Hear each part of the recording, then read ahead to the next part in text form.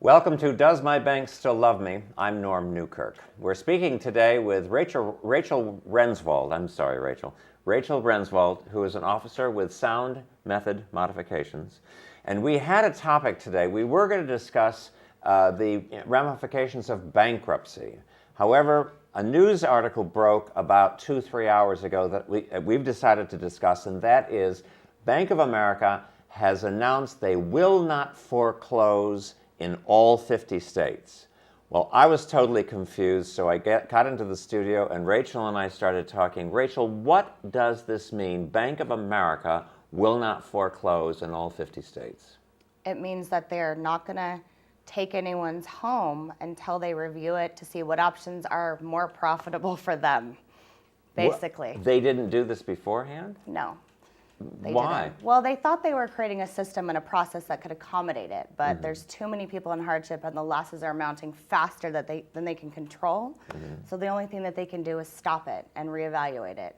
Otherwise, it's going to continue to go on in that down cycle that they're afraid of. And it's already estimated it's going to be 10 years. So 10 years for what?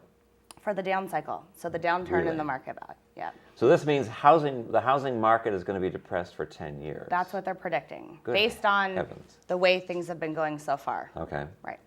So Bank of America, as you told me in the hallway, is the largest mortgage lender in the country. I think they're like the largest banking institution in the Largest country. banking institution, Right. okay, just to Right. make that But they are the correction. largest mortgage servicer in the country. Okay. So that means that they service their own mortgages, but they also service for other companies as well. So there's more people with Bank of America loans than any other lender. But you were telling me stories in the hallway, which I think would be good to relate to people, about the practices that banks like Bank of America do when it comes to processing these loan modifications or anything like dealing with the real estate market.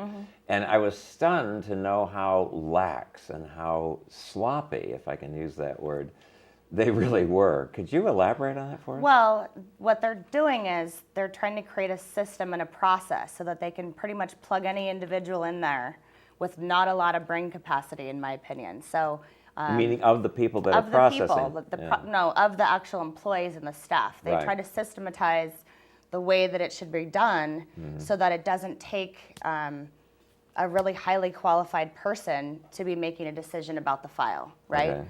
So it's more profitable for them to do that, to create a system than to hire people to be able to make the decisions. So it's pretty black and white, and you can't get past people that don't know what they're doing. And the lenders are seeing that now. No solutions are being created, and it's costing them. So they're losing money, and they're now saying it's time for us to really look at these things because. But the housing trouble has started in 2007. Right. 3 years it's taken them to figure this out? Right. Is there any explanation for that? Or Well, I don't think that they had any idea that it was going to be this large of a downturn this quickly. Okay. And with the other shifts in the economy, people are making decisions to walk away from their homes, which I don't think that they ever thought would be the situation. So if you walked away from your home due to this lax bookkeeping system that seems to have been in place, is there any recourse for you as a homeowner who's had to? It depends. If it's your primary residence in Washington State and you have one loan, you could essentially let it go to foreclosure and walk away without any financial impact in the future. If you have a second mortgage, you have a financial impact. You could be responsible for the deficiency amount. So there's some decisions around that. But we're talking about larger investors, people that have 5, 10 properties, or even they're underwater a certain percentage, and they just say, hey, we don't want this piece of property anymore. And they can afford it, but they're choosing to walk away. So the lenders are dealing with more of that now. 30% of all the loan modifications that are being reviewed for are strategic default, people that are making the choice to not make their mortgage payments.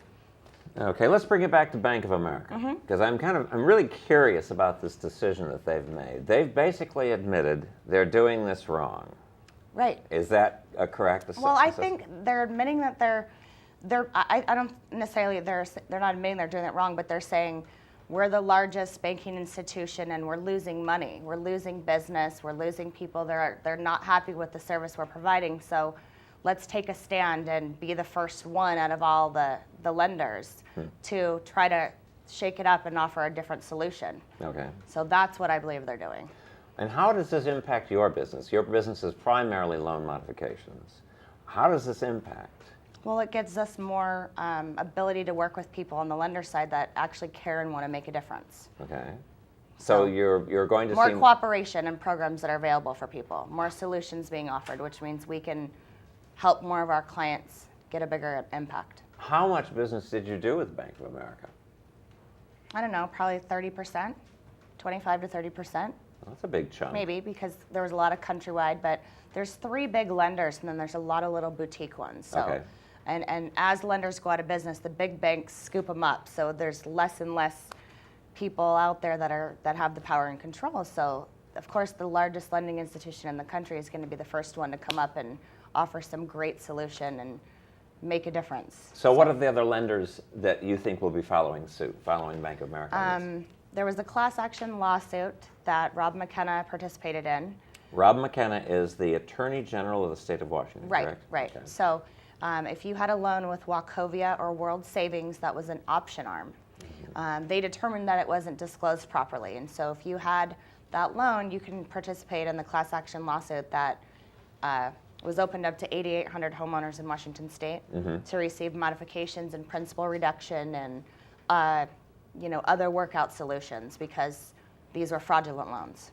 How would people know that are watching today? How would they know if they had a loan that was an option arm, you said? Is that the... Well, there's a website. You can actually go to the Rob McKenna Attorney General website, and there's a list on there of the qualified homeowners. Okay. So there's a list of everybody who is included in the class action lawsuit. So you can actually find out if you're eligible. But if you got your loan from Wachovia or World Savings initially, then you'd be eligible if you have that loan product, essentially. That's what they're saying, essentially.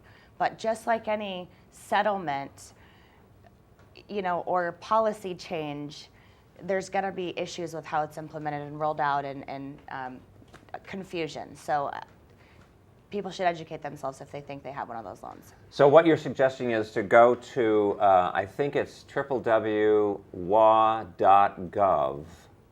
and I think you can go to from there to the Attorney General's site, and you'll be able to find a list of people who are eligible for some settlement of this class action suit. Right. That was against Wachovia and World Savings. And World Savings. Okay, so that's information for you. If you think that you may be qualified, if you think you may be able to get something from this class action suit, go to your Washington State site and go to and find the site that has the settlement for. Again, it's Wells Fargo, Wells Wachovia, Fargo. and World Savings. Wells Fargo, Wachovia, and World Savings. We're going to be back with Rachel Rensvold. We're going to talk more about this this startling news from Bank of America. You've been watching Does My Bank Still Love Me? This is Norm Newkirk.